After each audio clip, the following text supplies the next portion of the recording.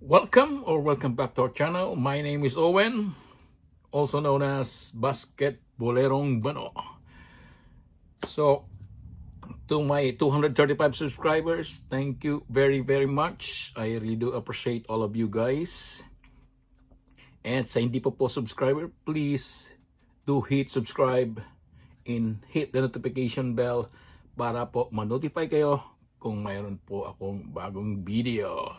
Right, so today po, I'm so excited to share with you guys. Napaka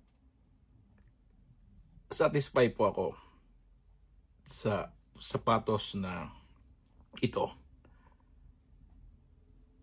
You can see the design. Of course, it is just a Jordan 3, but for me, it is something special. Alright, let's do it. Okay, ito po yun mga basketball. Jordan 3 black cap. Right? So, tingnan nyo po. So, tingnan nyo po ang detail ng kanyang sintas. Okay? So, para sa akin, napaka-elegante po.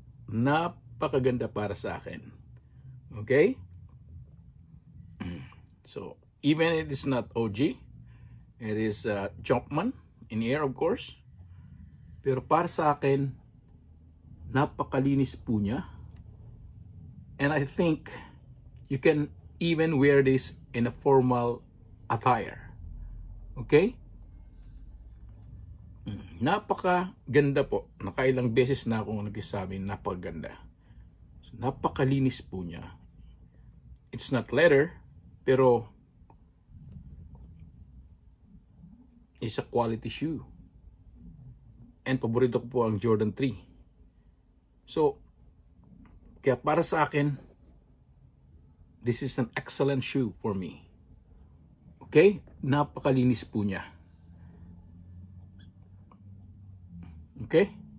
So, para sa akin po, napakaganda pong sapatos na to. So, alright. Okay.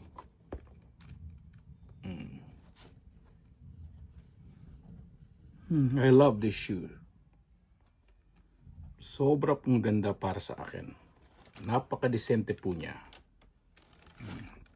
Pwede po kayong kumontra. Again,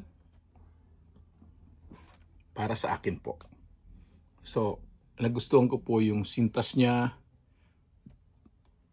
the simplicity, and of course, para po siyang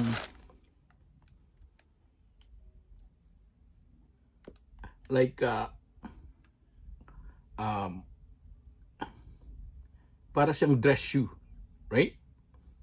So, kung mabigyan po ako ng chance na mag-attend ng party or any events na kailangan po ng formal attire, this will be my shoe. Okay? Hindi po ako magdo Dr. Martens. But instead, I'm going to use this shoe. I'm going to wear this shoe. Kasi po, para sa akin, napakalinis po niya. And para po siyang napaka-eleganteng sapatos. Okay? So, if you have any bad reaction, so put in a comment and I will respect it. But again, for me, this is an elegant shoe that I can wear in a formal attire. Right? Okay, mga basketball. Again, thank you very much to my 235 subscribers. And see you whenever.